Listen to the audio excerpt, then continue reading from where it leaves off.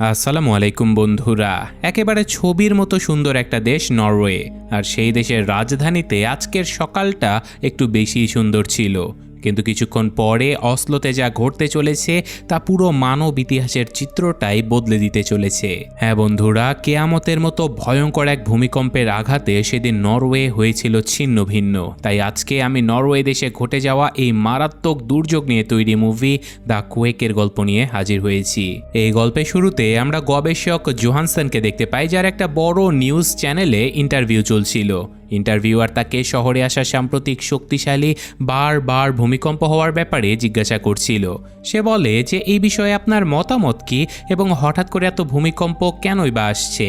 Johansson উত্তর দেয় যে মানুষ এই সকল ঘটনা আসলে কন্ট্রোল করতে পারবে না, তাই আমি আর আমার টিম এই ভূমিকম্পগুলো সামলানোর উপায় খুঁজে চলেছি। ততদিন মানুষকে নিজেদের সেফটি আর প্রোটেকশনের দিকে মনোযোগ দিতে হবে। ভূমিকম্প হলো ন্যাচারাল ডিজাস্টার, যার উপরে এখনও পর্যন্ত মানুষ কোনো কন্ট্রোল করতে পারেনি। তো যাই হোক, কিছুক্ষণ পরে একই জায়গাতে ক্রিস্টিয়ান নামের একজন লোকেরও ইন্টারভিউ হয়, আর রিপোর্টারেরা তাকে অনেক সম্মান করে, কারণ আগের বারের সুনামির সময় সে অনেক মানুষের প্রাণ বাঁচিয়েছিল। হ্যাঁ বন্ধুরা, আগের বারের সুনামির কথা বলছি, কারণ এই মুভির প্রথম পার্টও রয়েছে যার নাম দ্য ওয়েভ। তো আপনারা যদি এই মুভিটা পছন্দ করেন তাহলে এটার প্রথম পার্টও নিয়ে আসবো। তো যাই হোক, সে আগের বারের সুনামির সময় সে অনেক মানুষের প্রাণ বাঁচিয়েছিল বলে সবাই তাকে হিরো মানত। কিন্তু ক্রিস্টিয়ান এমন একটা সত্যি জানতো যেটা সে আসলে কাউকে জানায়নি। তার অনেক ভয় হয় যে সে যদি সত্যটা বলে দেয় তাহলে সবাই হয়তো হাসবে অথবা তার কথাই বিশ্বাসই করবে না, তাই সে এই সব কিছু সিক্রেট রেখেছে। ইন্টারভিউয়ের সময় ক্রিস্টিয়ান প্রত্যেকটা প্রশ্নের খুবই সাবধানে সঠিক উত্তর দেয়। এরপর আমরা ক্রিস্টিয়ানের পার্সোনাল লাইফের ব্যাপারে জানতে পারি যে তার বিয়ে হয়েছিল ইডুন নামের একজন নারীর সঙ্গে, কিন্তু অনেক বছর একসঙ্গে থাকার পরে এখন তার আলাদা হয়ে গেছে। ইডুন ডিভোর্স ফাইল করে দিয়েছে, আর তাদের দুজন সন্তানও রয়েছে, সন্ড্রে আর জুলিয়া। ক্রিস্টিয়ানের জন্য সবথেকে কষ্টের ব্যাপার ছিল যে দুই বাচ্চার ফুল কাস্টাডি ইডুনের কাছে ছিল, তাই বাচ্চারা ইডুনের সাথে তার শহরে বসবাস করে। ডিভোর্সের পরে ক্রিস্টিয়ান একেবারে একা হয়ে যায়। সে নর্মাল লাইফ লিড করার অনেক চেষ্টা তো করে ঠিকই, কিন্তু ভেতর থেকে সে নিজেকে পুরোপুরি হারিয়ে ফেলেছে। তো যাই হোক, একদিন জুলিয়ার তার বাবার কথা খুবই মনে পড়ে যায়, আর সে তার সঙ্গে দেখা করতে চলে যায়, আর তাকে দেখেও ক্রিস্টিয়ান অনেক খুশি হয়। কিন্তু সেই সাথে চিন্তিত হয়ে পড়ে, কারণ ক্রিস্টিয়ান যে জায়গাতে বসবাস করে সেখানে বারবার ভূমিকম্প আর সুনামি আসার অনেক ঝুঁকি ছিল, যার কারণে জায়গাটা অনেক বিপজ্জনক। তো আপাতত ক্রিস্টিয়ান তার দুশ্চিন্তা সাইডে রেখে জুলিয়াকে নিজের ঘরে নিয়ে আসে। জুলিয়া ছোট হলেও তার মাইন্ড অনেক শার্প ছিল, আর তার আইকিউ অনেক হাই ছিল। ঘরের একটা রুমে ঢুকে জুলিয়া দেয়ালে লাগানো অনেকগুলো ছবি দেখতে পায়। এগুলো আলাদা আলাদা মানুষের ছবি ছিল, কিন্তু জুলিয়া কাউকেই চিনতে পারে না। জুলিয়া অবাক হয়ে তার বাবাকে জিজ্ঞাসা করে, বাবা, এরা কারা? ক্রিস্টিয়ান তাকে বলে, এরা সবাই ওই মানুষেরা যারা সুনামি আর ভূমিকম্পে নিজেদের প্রাণ হারিয়েছে। আমি যাদেরকে বাঁচাতে গিয়েছিলাম ঠিকই, কিন্তু সবাইকে বাঁচাতে পারিনি। অর্থাৎ মনে মনে ক্রিস্টিয়ান তাদের মৃত্যুর জন্য নিজেকেই দোষ দিত। যাই হোক, জুলিয়া তো এটা খুব ভালোভাবেই বুঝতো যে এতে আসলে তার বাবার কোনো ভুল ছিল না। সে জানে যে ন্যাচারাল ডিজাস্টার কেউ কন্ট্রোল করতে পারে না। যে মানুষগুলো মারা গেছে তারা এমন একটা ট্র্যাজেডির শিকার হয়েছে যেটা আসলে কারো হাতেই ছিল না। কিন্তু এত সব কিছু বোঝার পরেও ক্রিস্টিয়ানের মাথা থেকে এই বিষয়টা কিছুতেই বের হয় না যে হয়তো তার আরও মানুষকে বাঁচানো উচিত ছিল। তো যাই হোক, ক্রিস্টিয়ান জুলিয়ার সাথে খুবই ভালো সময় কাটায়।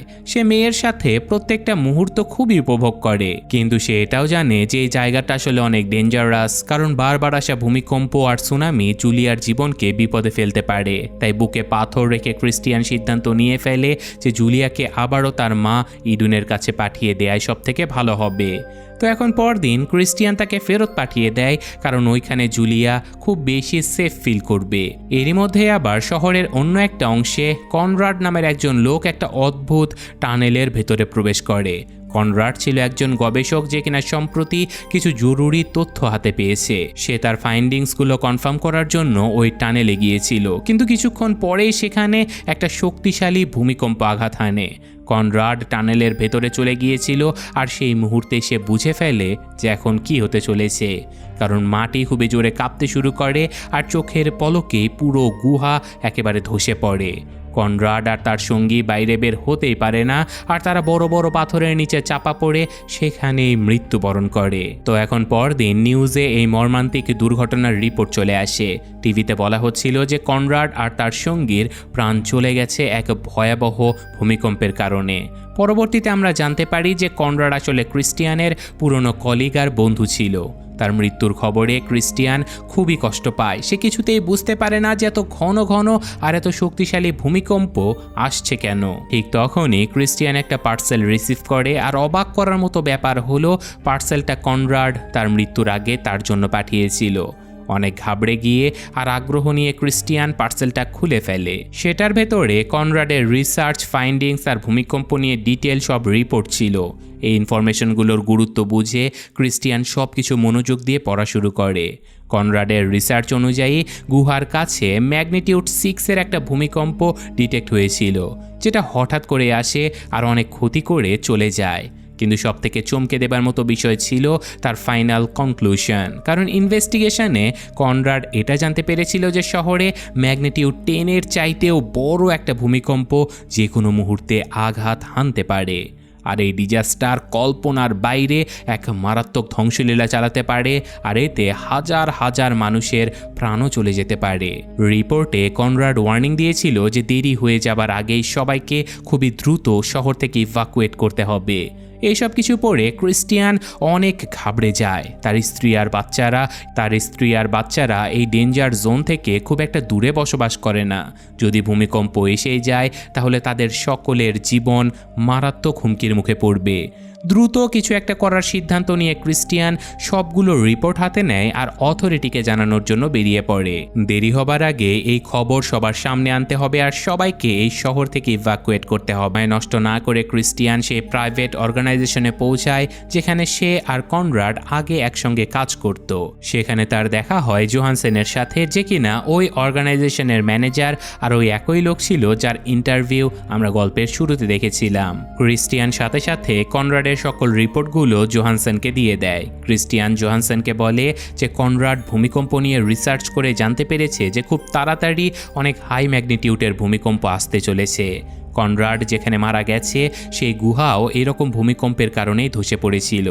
কিন্তু জোহানসন এইসব কিছু শুনেও একেবারে শান্ত ছিল। এরপর সে ক্রিস্টিয়ানকে আরও একটা অবাক করার কথা বলে, আর জোহানসন ক্রিস্টিয়ানকে বলে যে আমাদের অর্গানাইজেশনের কাছে এমন একটা অ্যাডভান্স টেকনোলজি আর মেশিন রয়েছে যেটা ভূমিকম্প আসার আগেই সেটাকে ডিটেক্ট করতে পারবে। আমরা এমন একটা সিস্টেমের অনেক কাছাকাছি চলে এসেছি যেটা মাটির নিচের ভাইব্রেশন কন্ট্রোল করতে পারবে। যদি এটা সফল হয়ে যায় তাহলে ভবিষ্যতে ভূমিকম্প থামানো সম্ভব হতে পারে। এরপর জোহানসন আরও একটা ভয়ঙ্কর কথা বলে যে কনরাডের মৃত্যু আসলে ভূমিকম্পের কারণে হয়নি। গুহার কাছে ভুল করে কনস্ট্রাকশনের কাজ শুরু হয়ে গিয়েছিল, আর সেখানে হওয়া বিস্ফোরণের কারণেই ওই গুহাটা ধসে পড়েছিল। জোহানসন এটা বুঝিয়ে দেয় যে কনরাডের মৃত্যু শুধুই একটা দুর্ঘটনা ছিল যার সাথে ভূমিকম্পের কোনো সম্পর্ক নেই। এক কথায় সে কনরাডের পুরো রিসার্চটাকে বেকার আর অর্থহীন বলে এড়িয়ে যায়। কিন্তু ক্রিস্টিয়ানের তার কোনো কথাই বিশ্বাস হয় না, কারণ এই ডিটেল রিপোর্ট দেখার পরে সেটা মানতেই পারছিল না যে কনরাড ভুল ছিল। তাই সত্য জানার জন্য ক্রিস্টিয়ান নিজেই ইনভেস্টিগেশন করার সিদ্ধান্ত নিয়ে ফেলে। আর এখন ক্রিস্টিয়ান যখন কনরাডের বাড়িতে পৌঁছায় তখন সেখানে তার মেয়ে মেরিটের সঙ্গে তার দেখা হয়। সে ক্রিস্টিয়ানকে আগে থেকেই চিনত, তাই সে তার উপরে ভরসা করে আর তাকে তার বাবার রুমে নিয়ে যায়। রুমে ঢুকে ক্রিস্টিয়ান একটা অদ্ভুত জিনিস দেখতে পায়। সেখানে আসলে আলাদা আলাদা ধরনের অনেক পাথর খুবই যত্ন করে রাখা ছিল।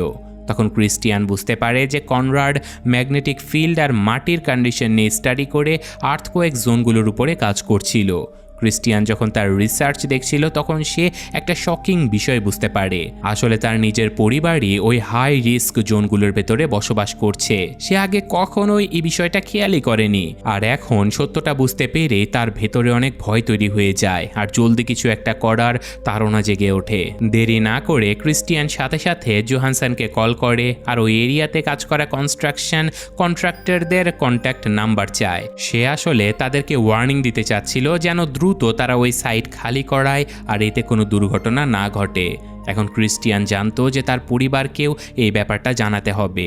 যদিও তারা একসঙ্গে বসবাস করে না, কিন্তু তাদের সেফটির দায়িত্ব সে এখন অনুভব করে। ক্রিস্টিয়ান সাথে সাথে তার এক্স ওয়াইফ ইডুনের বাড়িতে চলে যায়, আর সেখানে সে দেখতে পায় যে তার ছেলে সন্ড্রে নিজের গার্লফ্রেন্ডের সাথে অনেক খুশিতে সময় কাটাচ্ছে। এটা দেখে ক্রিস্টিয়ান এক মুহূর্তের জন্য কিছুটা হলেও শান্তি পায়। সে এখানে ইডুনকে আসন্ন বিপদের ব্যাপারে জানাতে এসেছিল, কিন্তু ক্রিস্টিয়ান কথা শুরু করতে ইডুন টপিক বদলে দেয়। ভূমিকম্প বা বিপদের কথাতে তার আসলে কোনো আগ্রহই ছিল না। ইডুন ক্রিস্টিয়ানকে বলে যে আজ সন্ধ্যায় জুলিয়ার ডান্স কম্পিটিশন রয়েছে, তুমি এসে ওর ডান্স দেখে যেও, কারণ তোমাকে দেখলে জুলিয়া অনেক খুশি হবে। এই কথা শুনে এক মুহূর্তের জন্য ক্রিস্টিয়ান যেন সবকিছু ভুলে যায়। স্টেজে নিজের মেয়েকে হাসি খুশি দেখার কথা ভেবেই তার মুখে হাসি চলে আসে। এতদিন ধরে সে শুধুমাত্র ডিজাস্টার আর বিপদের ভেতরে আটকে ছিল, তাই ইডুনের কথা শুনে ক্রিস্টিয়ান সবকিছু ভুলে রাজি হয়ে যায়। ইডুন স্কুলে জুলিয়ার কাছে চলে যায় আর বলে যে তোমার বাবা আজকে তোমার ডান্স দেখতে আসছে। এটা শুনে জুলিয়া খুশিতে লাফিয়ে ওঠে। সে আগে থেকেই পারফর্ম করা নিয়ে তো অনেক এক্সাইটেড ছিল, কিন্তু এখন তার খুশি আরও বেড়ে যায়। এদিকে ক্রিস্টিয়ান আবারও কনরাডের রিসার্চে ডুবে গিয়েছিল। সে রিপোর্টগুলো মনোযোগ দিয়ে দেখছিল, যেগুলোতে আর্থকোয়েক জোনের লোকেশনগুলোর কথা উল্লেখ ছিল। এখানে তার আরও প্রশ্নের উত্তরের দরকার আছে, তাই সে আবারও কনরাডের বাড়িতে চলে যায়। সেখানে সে মেরিটের কাছে জেদ করে বলে যে তুমি আমাকে ওই টানেল পর্যন্ত নিয়ে চলো যেখানে কনরাড মারা গেছে। প্রথমে তো মেরিট মানা করে দেয়। সে ওই জায়গাটাকে মন থেকে ঘৃণা করত, কারণ ওখানেই তার বাবার প্রাণ দিতে হয়েছিল। কিন্তু ক্রিস্টিয়ানের বারবার বলাতে সে ফাইনালি রাজি হয়ে যায়, আর দুজনেই টানেলের ভেতরে চলে যায়। কনরাডকে যেখানে শেষবার দেখা গিয়েছিল, ক্রিস্টিয়ান সেই জায়গাটা খুবই মনোযোগ দিয়ে দেখা শুরু করে। খুঁজতে খুঁজতে তার নজর কিছু পাথরের স্যাম্পলের উপরে পড়ে, যেগুলো ধ্বংসস্তূপের নিচে চাপা পড়া ছিল না। দেখে মনে হচ্ছিল যেন কেউ ইচ্ছে করে সেগুলোকে ওখানে রেখে দিয়েছে, যেন কেউ এগুলো কালেক্ট করছিল। সেগুলোর গুরুত্ব বুঝতে পেরে ক্রিস্টিয়ান পাথরগুলো তুলে নেয় আর পরবর্তী রিসার্চের জন্য নিজের সাথে নিয়ে নেয়। কিন্তু সে জানতো যে টানেলের ভেতরে বেশি দেরি করা অনেক বিপজ্জনক, তাই সে মেরিটকে সাথে করে নিয়ে গাড়িতে বসে আর ওখান থেকে বেরিয়ে যায়। রাস্তায় ক্রিস্টিয়ানের কাছে ইডুনের কল আসে। ইডুন তাকে মনে করিয়ে দেয় যে জুলিয়ার ডান্স শো শুরু হতে চলেছে, তোমাকে তাড়াতাড়ি অপেরা হাউসে পৌঁছাতে হবে। তাই ক্রিস্টিয়ান এক মুহূর্তের জন্য থমকে যায়। সে জুলিয়ার পারফরমেন্সের কথা পুরোপুরি ভুলেই গিয়েছিল। সে রিসার্চের ভেতরে এতটাই ডুবে গিয়েছিল যে সময়ের কোনো খেয়ালই তার ছিল না। ঠিক এই কারণে ইডুন আসলে তাকে ডিভোর্স দিয়েছিল। ক্রিস্টিয়ান সব সময় তার কাজেই ডুবেছিল। সে শুধুমাত্র বিভিন্ন প্রশ্নের উত্তর খুঁজতে ব্যস্ত ছিল আর নিজের পরিবারকে একেবারেই সময় দিতে পারত না। এখানে ক্রিস্টিয়ান ইডুনকে বলে যে দেখো আমি রাস্তায় আছি, খুবই দ্রুত আসছি। কিন্তু তার পৌঁছানোর আগেই পুরো শহরের বিদ্যুৎ হঠাৎ করেই চলে যায়। চারিদিকে এমন অন্ধকারে ছেয়ে যায় যেন অনেক বড় কোনো শর্ট সার্কিট হয়েছে। তারপর হঠাৎ করে অপেরা হাউসের কাছে ভূমিকম্প চলে আসে। কম্পন এতটাই শক্তিশালী ছিল যে পুরো বিল্ডিং কেঁপে ওঠে, আর চোখের পলকেই বিল্ডিং ধসে অনেক মানুষের প্রাণও চলে যায়। ক্রিস্টিয়ান ফোনের অপর পাশ থেকে দৌড়াদৌড়ি আর চিৎকার চেঁচামেচির ভয়ঙ্কর সব শব্দ শুনতে পায়। তাই বিপদ বুঝতে পেরে ক্রিস্টিয়ান ফুল স্পিডে অপেরা হাউসের দিকে দৌড় দেয়। ওদিকে বিল্ডিংয়ের ভেতরে ইডুন ভাঙা জায়গার মধ্যে দৌড়ে জুলিয়াকে খুঁজছিল। কিছুক্ষণ পরে সে জুলিয়াকে একটা কোণায় লুকিয়ে থাকতে দেখে। তার সেখানে লুকিয়ে থাকায় তার জীবন বাঁচার কারণ হয়ে দাঁড়ায়। ইডুন সাথে সাথে জুলিয়ার হাত ধরে আর তাকে সেফ জায়গাতে নিয়ে যায়। ক্রিস্টিয়ান মেরিটের সাথে সেখানে পৌঁছায় আর ইডুনের সাথে কন্ট্যাক্ট করার চেষ্টা করে। যখন অবশেষে ফোন কানেক্ট হয়, ইডুন ক্রিস্টিয়ানকে বলে যে আমি আর জুলিয়া সেফলি বাড়িতে পৌঁছে গেছি। এই কথা শুনে ক্রিস্টিয়ান স্বস্তির নিঃশ্বাস ফেলে, কিন্তু সেই সাথে তার ভেতরে আবারও অপরাধবোধ কাজ করতে থাকে। আরও একবার তার কাজ তাকে জুলিয়ার কাছে যাওয়া থেকে আটকে দিয়েছিল।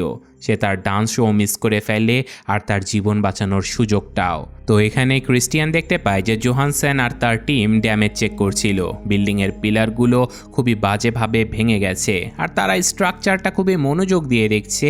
ক্রিস্টিয়ান সোজা জোহানসেনের কাছে যায় আর রেগে গিয়ে তাকে জিজ্ঞাসা করে এই ভূমিকম্প কী কারণে আসলো, তাহলে তোমাদের সিস্টেম এটাকে আগে কেন ডিটেক্ট করতে পারেনি?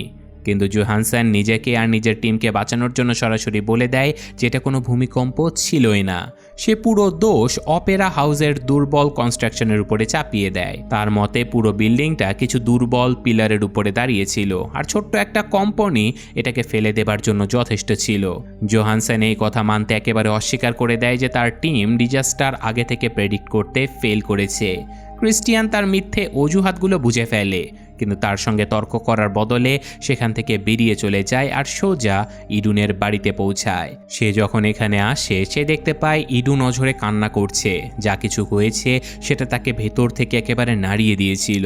তার মেয়ে অনেক কষ্টে নিজের প্রাণ বাঁচাতে পেরেছে, তার যদি ভয়ঙ্কর কিছু হয়ে যেত এই চিন্তা করে ইডুন একেবারে কান্না থামাতেই পারছিল না। ক্রিস্টিয়ান ধীরে ধীরে ইডুনের কাছে যায় আর নিজের জীবনে প্রথমবারের মতো তার কাছে মন থেকে ক্ষমা চায়। সে ইডুনকে বলে যে আমি সবসময় আমার পরিবারকে ভালোবাসি আর তোমাদের সাথেই থাকতে চাই, কিন্তু প্রতিবারই আমার কাজ তোমাদের মাঝখানে চলে আসে। ইডুন তার কথার মধ্যেকার সত্যটা অনুভব করে।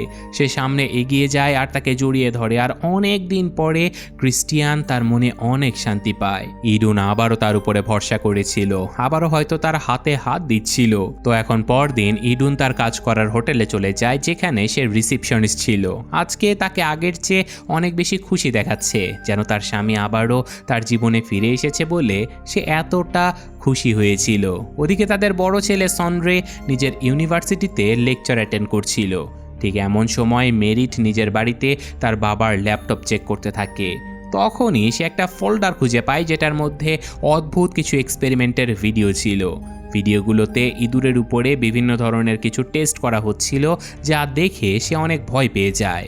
দেরি না করে মেরিট ক্রিস্টিয়ানকে কল করে আর সাথে সাথে তাকে বাড়িতে ডেকে পাঠায়।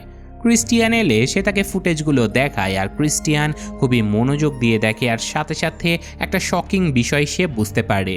আসলে সবগুলো ইঁদুর কোনো একটা গ্যাসের প্রভাবে মারা গিয়েছিল।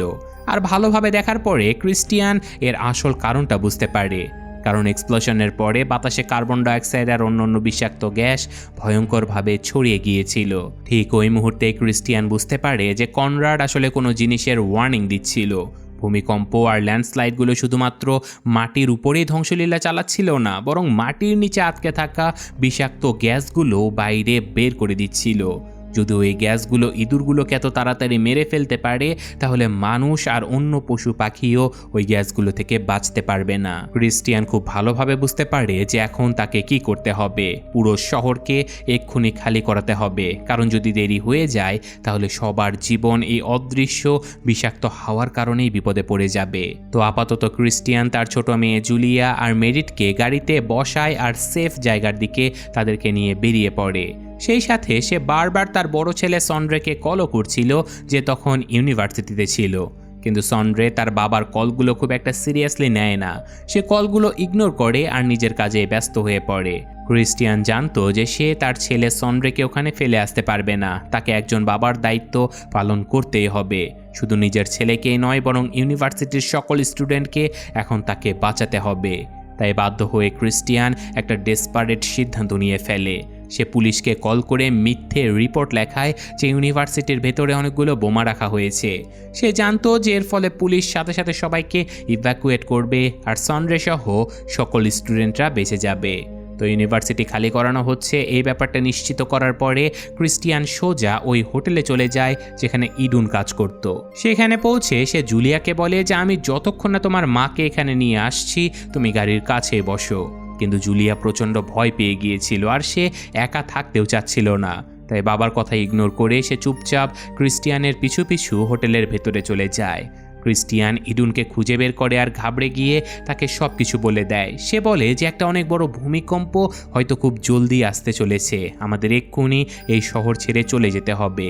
তাই বিপদ বুঝতে পেরে ক্রিস্টিয়ান হোটেলের ফায়ার অ্যালার্ম বাজিয়ে দেয় যাতে করে বিল্ডিংটা দ্রুত খালি হয়ে যায়। ইডুনকে সাথে করে নিয়ে ক্রিস্টিয়ান এলিভেটর দিয়ে গ্রাউন্ড ফ্লোরে যেতে শুরু করে যাতে করে সে জুলিয়াকে নিয়ে বের হতে পারে। কিন্তু তারা দুজন জানতোই না যে জুলিয়াও হোটেলের ভেতরে এসে পড়েছে। তখনই হঠাৎ ডিজাস্টার চলে আসে। পুরো শহরের বিদ্যুৎ চলে যায় আর চারিদিক ভয়াবহ অন্ধকারে ছেয়ে যায়। এলিভেটর এক ধাক্কায় থেমে যায়। ক্রিস্টিয়ান আর ইডুন সেই এলিভেটরের ভেতরে আটকা পড়ে যায়। দুজনে প্রচণ্ড ভয় পেয়ে যায়, কারণ তারা বুঝতেই পারছিল না এখান থেকে বের কিভাবে হবে। ওদিকে জুলিয়া একটা জায়গায় দাঁড়িয়ে দূরে দেখছিল। সে শহরের এক কোনায় এতটাই ভয়ঙ্কর কিছু একটা দেখে ফেলে যেটা সে আগে কখনো দেখেনি। কারণ এক বিশাল রাক্ষসের মতো ভূমিকম্প শুরু হয়ে গিয়েছিল। মাটি খুবই খারাপভাবে কাঁপছিল। রিক্টার স্কেলে এর মাত্রা এতটাই বেশি ছিল যে মনে হচ্ছিল এটা নিজের রাস্তায় আসা সব কিছু ধ্বংস করে ফেলবে। প্রথমবারের মতো ক্রিস্টিয়ান, ইডুন আর জুলিয়া নিজের চোখে এত বড় ধ্বংসলীলা দেখতে পায়। বড় বড় স্কাই স্ক্র্যাপারগুলো খড়কুটোর মতো পড়ে যাচ্ছিল, মাটিতে গভীর ফাটল ধরছিল, আর কিছু মুহূর্তের মধ্যে ঝলমলে শহরটা মারাত্মক এক ধ্বংসস্তূপে পরিণত হয়ে যায়। হোটেলের ভেতরে ছোটাছুটি শুরু হয়ে যায়, আর মানুষে ভরা ওই বিশাল বিল্ডিংটা ভেঙে পড়তে থাকে। দেয়ালগুলো খসে পড়ে যায়, কাঁচ ভেঙে যায়, উপর থেকে ধ্বংসস্তূপের বর্ষণ শুরু হয়ে যায়। মেরিট, যে কিনা জুলিয়াকে বাঁচানোর চেষ্টা করছিল, সে হঠাৎ করে খসে পড়া ধ্বংসস্তূপের আঘাতে ধাক্কা খেয়ে যায়। সে বেচারি অজ্ঞান হয়ে মাটিতে পড়ে যায় আর খুব বাজেভাবে আহত হয়।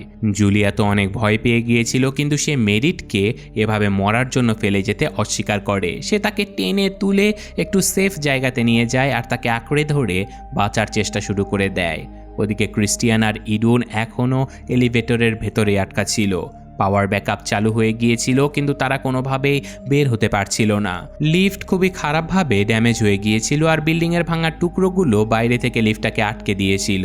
এসবের মাঝে তারা দুজন এমন একটা কথা শোনে, যা শুনে তাদের বুক একেবারে কেঁপে ওঠে, যে জুলিয়া আসলে তার পিছু পিছু হোটেলের ভেতরে এসেছিল। দুজনের মনের ভেতরে এক ভয়ঙ্কর ভয় চেপে বসে যে জুলিয়া বেঁচে আছে নাকি মারা গেছে। কিন্তু তারা তো কোনোভাবেই জুলিয়ার কাছে পৌঁছাতে পারছিল না, কারণ এলিভেটরের দেয়ালগুলোতে খসে পড়া ধ্বংসস্তূপের চাপে এলিভেটরটা মরমর করছিল। যে কোনো মুহূর্তেই সব কিছু ভেঙে যেতে পারত। তাই ক্রিস্টিয়ান আর ইডুন এখন একে অপরকে ধরে চুপচাপ বসেছিল। তারা শুধু এটাই আশা করছিল যেন কোনো একটা রাস্তা বেরোয় আর তারা এখান থেকে বের হতে পারে। ঠিক এই সময়ে ইউনিভার্সিটিতে সন্ড্রে আর তার গার্লফ্রেন্ড একটা মজবুত স্ট্রাকচারের নিচে লুকিয়ে প্রাণে বেঁচে যায়। কিন্তু যখন তারা আশেপাশে দেখে, তাদের চোখে মারাত্মক ভয় ফুটে ওঠে। আসলে অনেক স্টুডেন্ট আর প্রফেসর এতটা লাকি ছিল না। তারা বড় বড় কংক্রিট আর পাথরের টুকরোর নিচে পড়ে নিজেদের জীবন হারিয়ে ফেলেছিল। ভূমিকম্পের মাত্রা আরও বেশি বাড়তে শুরু করে, যার কারণে চারিদিকে আবারও ধ্বংসলীলা শুরু হয়ে যায়। বিল্ডিংগুলো ধসে পড়ছিল আর পুরো শহরে ভয়ঙ্কর ছোটাছুটি শুরু হয়ে গিয়েছিল। এরই মধ্যে আবার মেরিটের জ্ঞান ফিরে আসে, আর সে সাথে সাথে জুলিয়ার কাছে চলে যায়, যে কিনা একজন আহত মহিলা ওয়ার্কারকে সাহায্য করছিল। ওই নারীর অবস্থা অনেক সিরিয়াস ছিল, আর সে অনেক কষ্টে নিজের প্রাণ কোনো রকমে বাঁচিয়ে রেখেছিল। ওদিকে এলিভেটরে আটকে থাকা ক্রিস্টিয়ান আর ইডুন ধীরে ধীরে বাইরে বের হবার রাস্তা তৈরি করতে থাকে। তখনই ক্রিস্টিয়ান খুব জোরে একটা ধাক্কা অনুভব করে। ছোট্ট একটা ফাঁকা জায়গা দিয়ে বাইরে উকি মেরে সে যা দেখে তাতে তার রক্তহীন হয়ে যায়, কারণ হোটেলের সামনে দাঁড়িয়ে থাকা অনেক বড় একটা বিল্ডিং ভেঙে পড়েছে। উপর থেকে তাদের হোটেলের উপরের ফ্লোরগুলো অনেক দুর্বল হয়ে গেছে আর ভেঙেও পড়তে থাকে। সব থেকে ভয়ঙ্কর বিষয় এটা ছিল যে জুলিয়া আর মেরিট হয়তো ওই ফ্লোরগুলোতেই আছে। বিল্ডিংটা যখন আরও আনস্টেবল হয়ে যাচ্ছিল, তখন ইনজুরি হওয়া ওই মহিলার ব্যালেন্স নষ্ট হয়ে যায় আর সে নিচে পড়ে যায়।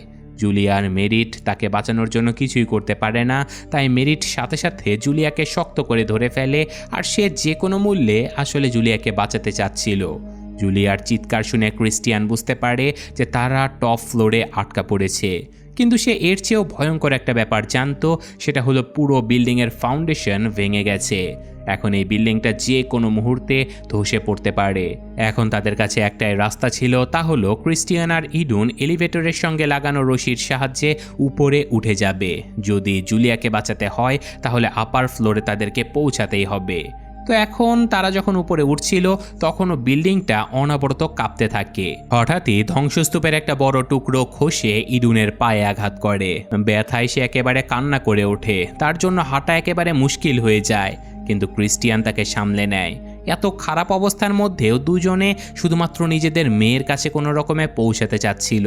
এখন অনেক কষ্টের পরে ক্রিস্টিয়ান পরের ফ্লোরে একটা ফাঁকা জায়গা দেখতে পায়, কিন্তু সেটা সামনের অন্য একটা সাইডে ছিল, যেখানে পৌঁছানোর জন্য রশি দিয়ে ঝুলে যেতে হবে। ক্রিস্টিয়ান আগে চলে যায় আর সে সফল হয়, আর এখন ছিল ইডুনের পালা। কিন্তু তখন ডিজাস্টার আবারও চলে আসে। ইডুন যে রশিটা ধরেছিল সেটা আগে থেকেই দুর্বল ছিল। ক্রিস্টিয়ান কিছু একটা করতে পারার আগেই ওই রশিটাই ছিঁড়ে যায়। ইডুন জোরে একটা চিৎকার করে ওঠে আর দুর্ভাগ্যবশত সে নিচে পড়ে যায়। ক্রিস্টিয়ান নিজের চোখের সামনে নিজের স্ত্রীকে মৃত্যুর কোলে ঢলে পড়তে দেখে। সে বেচারা কিছুই করতে পারে না। সে তার চোখের সামনে ইডুনকে চিরতরে হারিয়ে ফেলেছিল।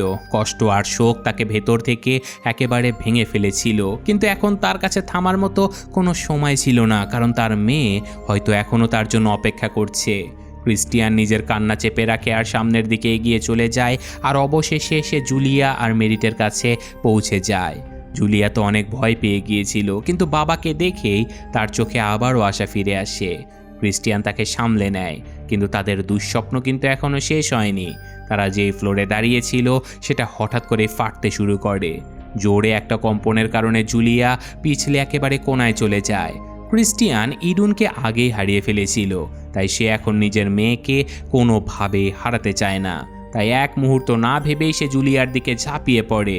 জুলিয়া একটা গ্লাস প্যানেলে গিয়ে পড়ে, কিন্তু সেটার কাঁচ তার ওজনে ভাঙতে শুরু করে। ক্রিস্টিয়ান ঠিক সেই সময়ে তার মেয়ের হাতটা ধরে ফেলে, নিচের কাঁচটা ভেঙে যায় আর জুলিয়া শূন্যে ঝুলে পড়ে। সে চিৎকার করতে শুরু করে। মেরিট সাথে সাথে সাহায্য করার জন্য ছুটে চলে আসে। ক্রিস্টিয়ান আর মেরিট মিলে পুরো শক্তি দিয়ে জুলিয়াকে কোনো রকমে উপরে টেনে তোলে। তো আপাতত এই ফ্লোরটা স্টেবল হয়ে গিয়েছে আর ভাঙা কোনো রকমে থেমে যায়। তখন ক্রিস্টিয়ান একটা জরুরি বিষয় নোটিস করে, কারণ ভূমিকম্পের মাত্রা ধীরে ধীরে কমে আসতে থাকে। এর মানে অবশেষে এই ভয়ঙ্কর ডিজাস্টার থেমে গিয়েছিল। তাই কোনো সময় নষ্ট না করে ক্রিস্টিয়ান জুলিয়া আর মেরিকে একটা সেফ রাস্তা দিয়ে নিচে নামিয়ে নিয়ে আসে। তারা যখন গ্রাউন্ড ফ্লোরে পৌঁছায় তখন সামনের দৃশ্য দেখে সবাই স্তব্ধ হয়ে যায়, কারণ পুরো শহরটাই ধ্বংস হয়ে গিয়েছিল। বিল্ডিংগুলো ধসে পড়েছিল, রাস্তাঘাট ফেটে গিয়েছিল আর অসংখ্য মানুষ নিজেদের প্রাণ হারিয়েছিল। ধ্বংসলীলা এতটাই বেশি ছিল যে ক্রিস্টিয়ান জানতো এই দৃশ্য সে সারা জীবনেও ভুলতে পারবে না। তো পরবর্তীতে মেরিট ক্লান্ত হয়ে যায় আর ভেতর থেকে একেবারে ভেঙে নিজের বিছানাতে লুটিয়ে পড়ে। কিছুক্ষণ পর সে তার বাবার অফিসে চলে যায় আর তার রিসার্চগুলো অনেক মন খারাপ করে দেখতে শুরু করে। সে বুঝতে পারে যে কনরাড আসলে ভূমিকম্পের ব্যাপারে অনেক কিছুই জানতো, কিন্তু সে সব কিছু নিজের কাছে লুকিয়ে রেখেছিল, কারণ কেউ তার কথা বিশ্বাস করেনি। কারণ কনরাড ততক্ষণ পর্যন্ত দুনিয়াকে জানাতে চাচ্ছিল না যতক্ষণ না তার কাছে একেবারে পারফেক্ট কোনো সলিউশন থাকে। তার নিজের মেয়ে মেরিটও এই পুরো সত্যটা জানতো না। তো এখন অফিসে বসে সে তার বাবাকে অনেক কষ্ট আর অনুশোচনা নিয়ে মনে করছিল। ওদিকে ক্রিস্টিয়ান, সন্ড্রে আর জুলিয়া ওই ধ্বংস হয়ে যাওয়া শহর ছেড়ে বেরিয়ে পড়েছে। তারা ক্রিস্টিয়ানের নতুন বাড়ির দিকে যেতে শুরু করে, যেটা জঙ্গলের মাঝখানে তৈরি একটা আলাদা বাড়ি ছিল। ডিভোর্সের পরে ক্রিস্টিয়ান এই বাড়িটা নিজের একাকিত্ব থেকে বাঁচার জন্য তৈরি করেছিল। সে কি জানতো যে একদিন এই বাড়িটাই তার পরিবারের কাছে সব থেকে বড় ভরসা হয়ে দাঁড়াবে। ভূমিকম্প তার সব কিছু কেড়ে নিয়েছিল, হাজার হাজার মানুষের প্রাণ চলে গিয়েছিল, আর সব থেকে বড় ক্ষতি হয়েছিল ইডুনের চলে যাওয়ার কারণে। সন্ড্রে আর জুলিয়া নিজেদের মাকে হারিয়ে পুরোপুরি ভেঙে পড়েছিল, কিন্তু তারা একটা কথা বুঝতে পারে যে তাদের কাছে এখনও তাদের বাবা আছে। তাই দুজনেই ক্রিস্টিয়ানের সঙ্গেই থাকার সিদ্ধান্ত নিয়ে ফেলে। কিন্তু এখানে একটা প্রশ্ন এখনও বাকি ছিল, যেমন ভূমিকম্প কি আবারও আসতে পারে? এই চিন্তাটাই অনেক ভয়ঙ্কর ছিল। এই জন্য ক্রিস্টিয়ান একটা সিদ্ধান্ত নিয়ে ফেলে। সে কনরাডের রিসার্চকে সামনে এগিয়ে নিয়ে যাবে আর ফিউচারে ভূমিকম্প থামানোর মতো কোনো টেকনোলজি তৈরি করবে। আর এরই সাথে আমাদের গল্পটা এখানেই শেষ হয়ে যায়। তো কেমন লাগলো গল্পটা কমেন্টে জানাতে ভুলবেন না। যদি ভালো লেগে থাকে তাহলে আমি এটার আগের পার্ট, যার নাম দ্য ওয়েভ, সেটাও এক্সপ্লেন করব। আর ভালো না লাগলে কমেন্টে তো অবশ্যই জানাবেন। আমি আজকের মতো এখানে বিদায় নিচ্ছি। ভালো থাকবেন। আল্লাহ হাফেজ।